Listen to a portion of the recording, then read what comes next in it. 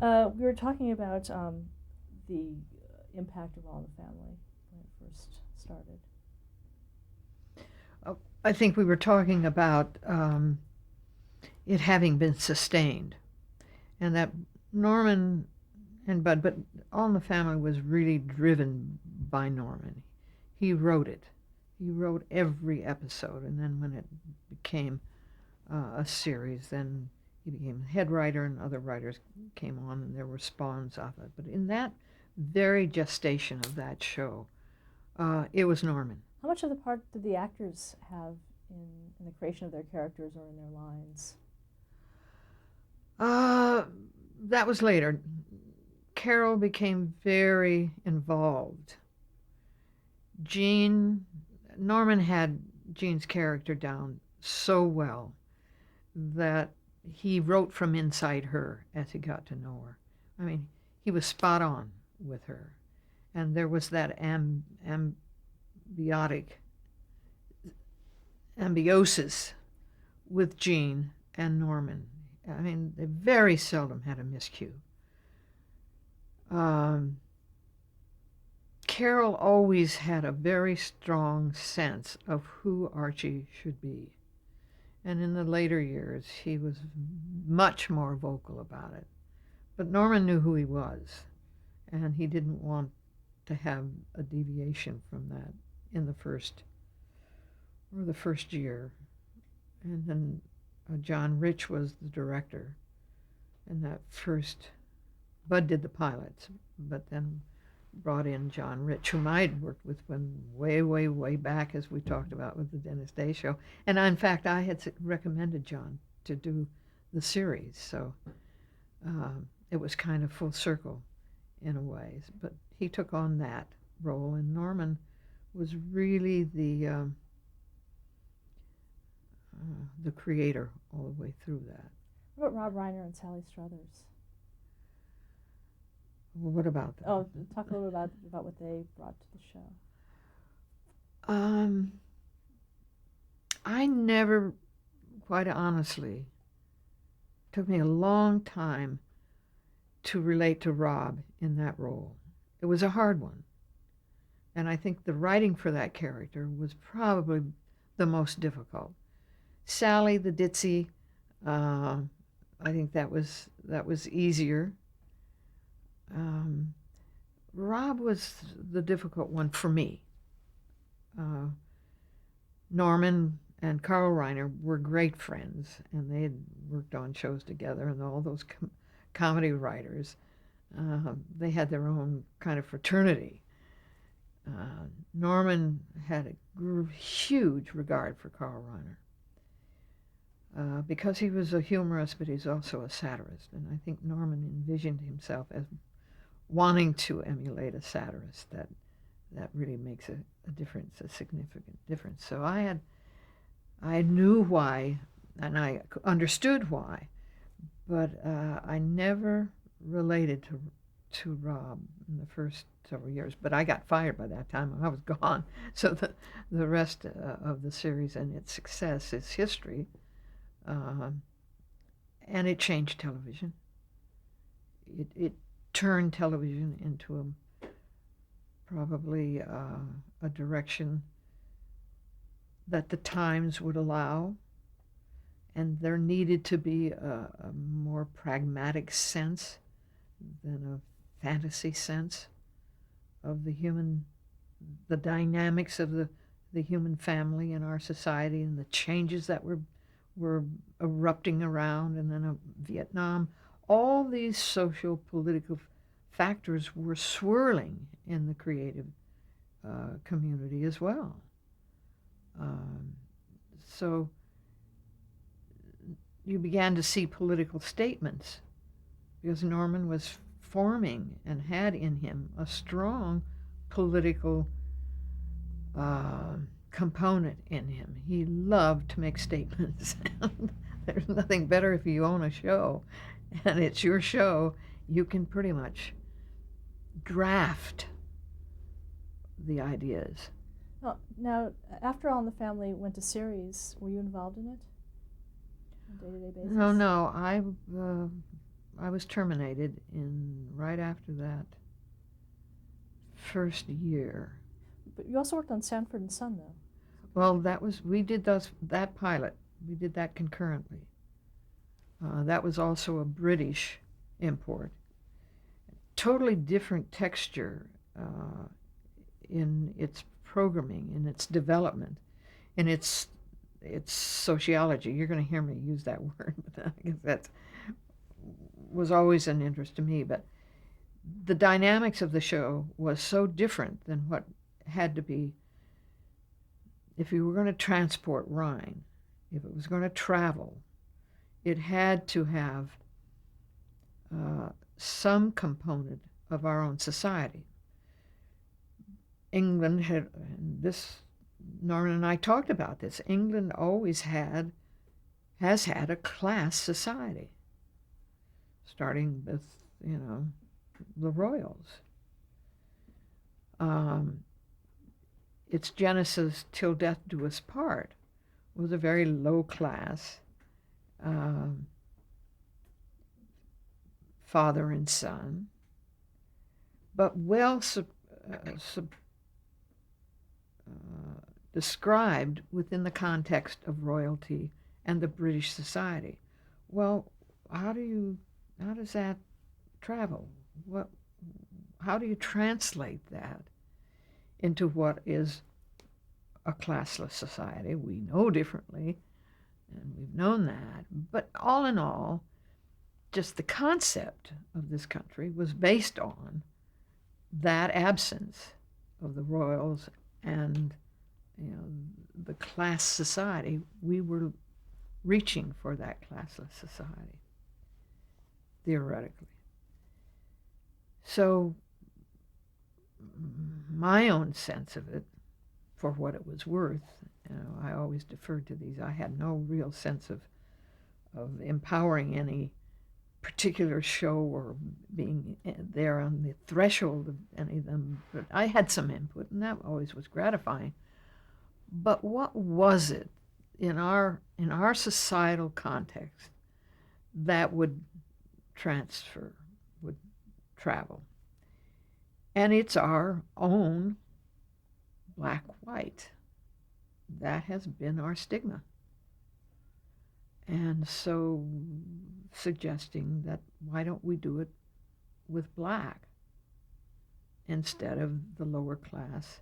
Let's use the class sense of it. What is the class of our country?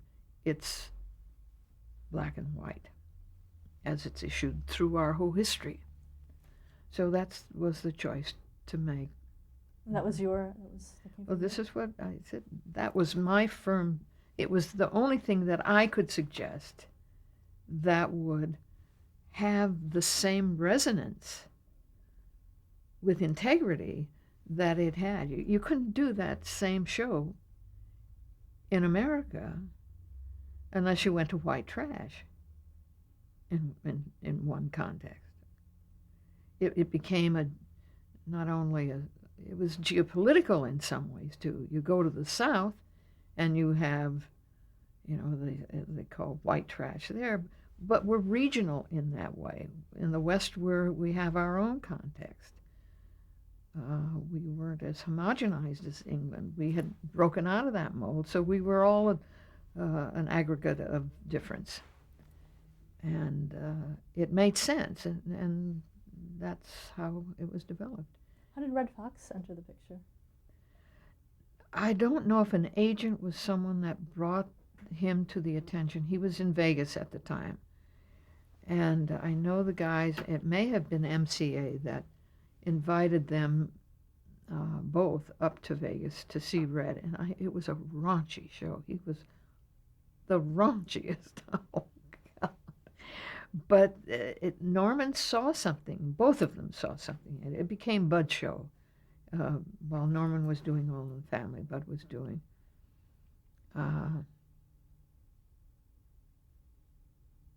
Red Fox. They did the pilot, and they recast the son a couple of times. Red was hard to cast to. He was maverick in many ways, and he was not without.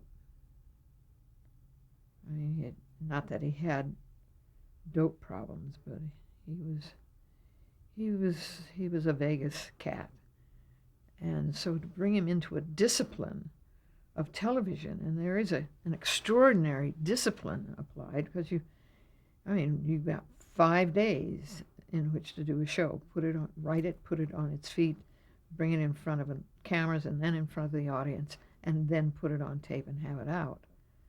I mean, you don't have time to experiment in the middle of it.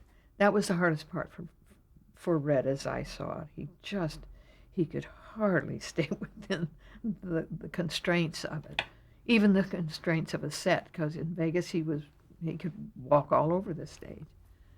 But when they got Damon Wilson, they settled into a pattern, and then Red, he could do it for the 22 episodes or the 18 and then get back to Vegas, and he was happy. Was it hard to sell a show like that to the networks? All in the Family was harder to sell for some strange reason. My own opinion, let's see, we were in the 70s at that time. A lot of political things had happened. We'd gone through the rigors and rancor of Vietnam. We'd gone through the assassinations. We had gone through a turbulent decade. And going into the 70s,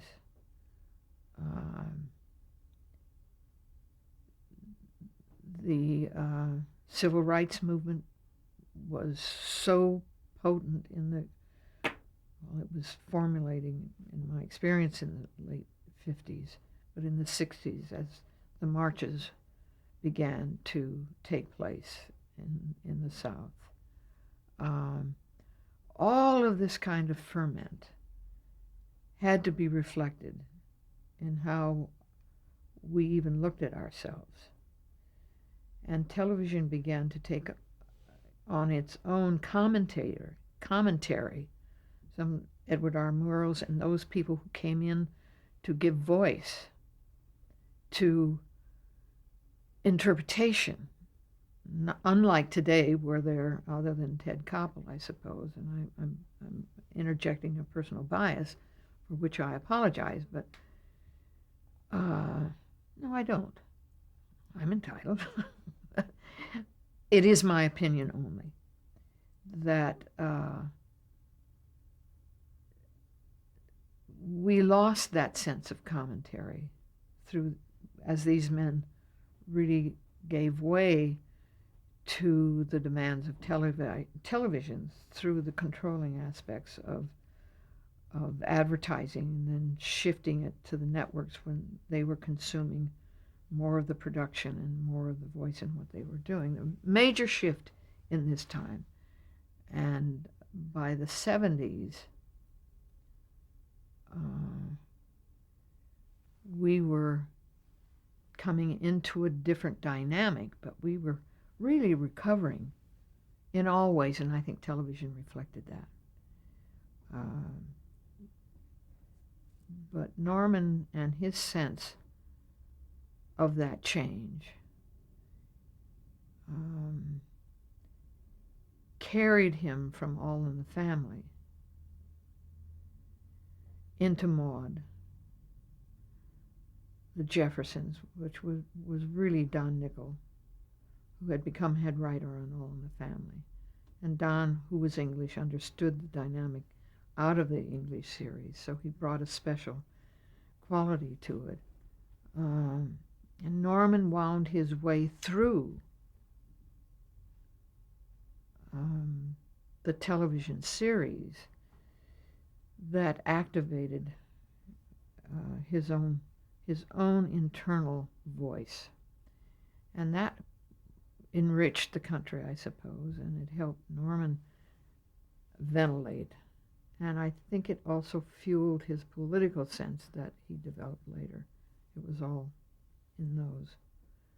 But also for you in the 70s, I mean, it really it was also marked a shift for you. You had mentioned that you were fired from Tandem. Can you talk about that? Well, I always try to be gentle about that. I was terminated. And it was a surprise, and it was really a crushing blow for me, because I didn't see it coming. Although there was a turbulence that comes with a dramatic shift in success. All in the Family became, from having gone sustaining for a 13-week cycle, into the process of becoming the hit that it was. I mean, that was a huge, huge success. Red Fox stayed on, but did a couple of specials. But that was a real turning point in that company, because the success was dramatic, without revealing my knowledge of where we were, financially, to what happened. It was enormous.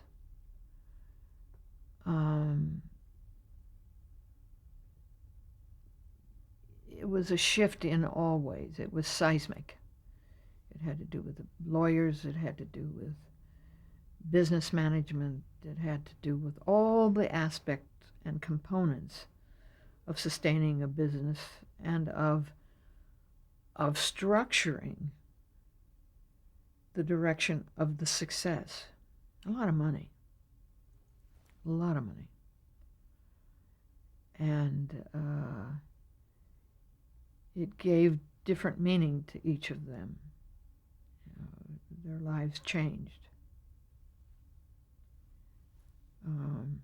Norman's divorce, and later Bud and Peg divorced, and that was more of a happening in the late 60s and the 70s especially. There was this experimenting with self-intention and shedding some of the societal constraints that you stayed in a marriage for the children. The stimulus of that time, well, find out who you are and get in touch with, all of that. All of those things were playing. But in all of that, I was just told that I'd be happier somewhere else. And I didn't even see it coming. I saw all the changes. I saw the lawyers being changed. I saw business management changing, and I saw it never dawned on me. One day it did. 2 weeks. Who told you? I think it was Norman. And I later found out it was Francis. But much, much later. Very much later. Francis had, I don't know if this is proper for this, and you can edit it out, but anyway, it was seemingly that the company was growing and I wasn't going to grow with it. So. And it was her decision to. She had found my replacement. So there was a change. Do you know why she felt that way? Well, Virginia Carter, who came in my place, was so diametrically different than I. I mean, here's a kid from Iowa, and Virginia Carter is a nuclear physicist. Not a nuclear physicist, and a very more highly educated woman than I, but she caught Francis' fancy and thought that would be right for the company. So. How long have you been with the company? 15 years. Now, at that point, were you solidly into working in television in the industry at that point? Oh yeah, I had somewhat accepted it by then. I found that it was something I excelled in the role that I played. I never aspired to owning any part of the company. I never aspired to, you know, I really didn't. I was very, when I would leave a situation, it was always an invitation. This was the first invitation I'd had to dismount, as you say. So that was a new experience for me as well. But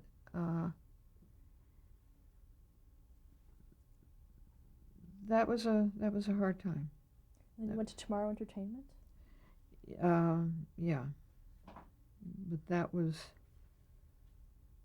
I'd gone off to Hawaii.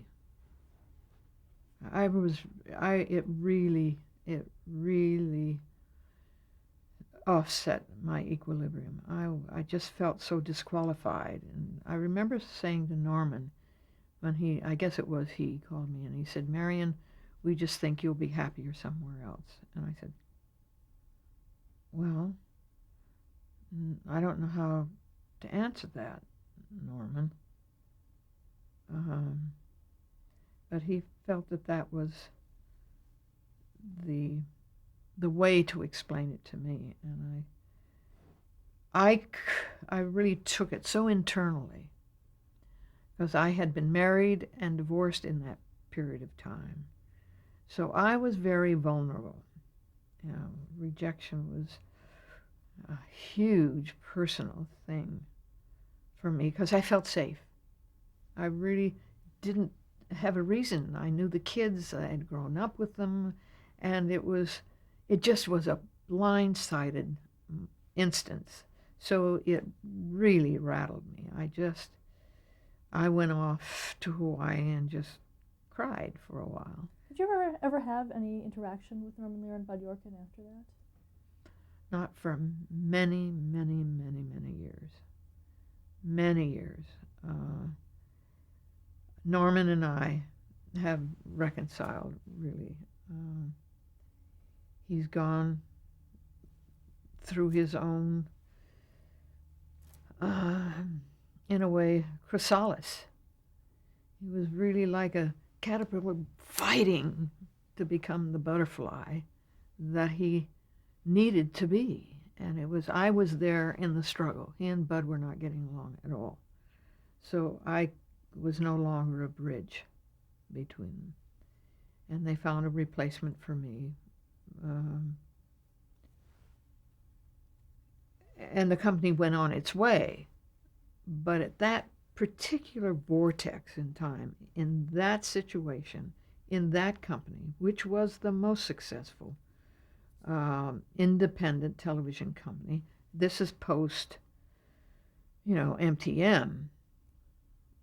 They were winding down, but they were well on a roll. So I forgot your question. And you were talking about that you were in Hawaii. Yeah, and I was really, again, wondering if this is something I should be doing. I hadn't thought of it as much as a career, in the sense that if you're career centered, then you have an objective. I was kind of in place and just, well, this is working nicely. I like this, and I like what it's about, and I like what I'm doing. And I felt some worth. I felt some self-worth in it, and I felt I was making contribution. But I didn't want Norman's job, and I didn't want anybody else's job, because I wasn't qualified to do anything more than what I was doing. But I was growing all of the time. This was a deeply personal rejection that confused and confounded me. And it wasn't until much later did I learn that it was Frances's idea. And I thought, you're a bunch of cowards, but that was much later. I got a call, and this has been kind of the magic of my life here in this business. It was Mona Moore. And Roger Gimbel was Mona Moore was an agent. Roger Gimbel was head of the West Coast division of Tomorrow Entertainment, which was headed in the East by Tom Moore, which was General Electric Corporation's manufacturing arm of the television. We were a part of the light bulb division of GE. And I had to find my way through a whole of the matrix of what a huge corporation, so diversified, was really like. But Roger needed an assistant. He was head of the West Coast. So I had this call from Mona, and she said, "Come in and talk to Roger, because I think this would be a good thing for both of you." So I went, and that's when I went over to to Tomorrow Entertainment. What were some of the projects that you worked on there? I came in just as Rick Rosenberg and Bob Christensen were really the dramatic force there. They were just in the middle of the autobiography of Miss Jane Pittman. So as kind of a corporate, I think Roger didn't know quite where to put me, but it was kind of an extension of his army. Marcy Carsey was in charge of development. That's when Marcy and I set up what has become a really treasured friendship, but totally different.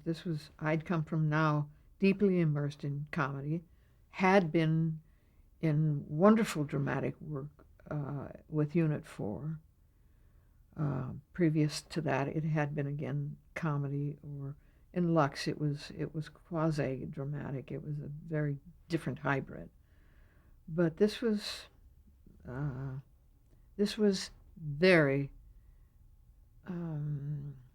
dimensional drama. I call that dimensional because it wasn't just surface.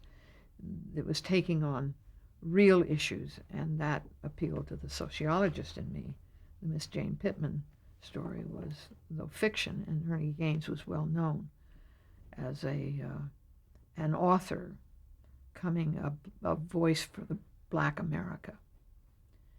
And Roger was great at this. Roger loved to take something to the edge dramatically, as much as Norman took comedy to the edge. It was an exciting time and an exciting place, and it was just a good place for me to recover from what I took as a consummate rejection of value. So if I don't have value, then where should I go? I should go back to Iowa. No, I didn't want to go back to Iowa, although I went back because my dear family was there. But that was a period of Miss Jane Pittman. Gosh, I can't remember all of them. I was then asked to, excuse me, to develop programming for GE Theater. That had been a long-standing series of drama, and they were re-inaugurating it during this time. Let's stop there. Change the tape.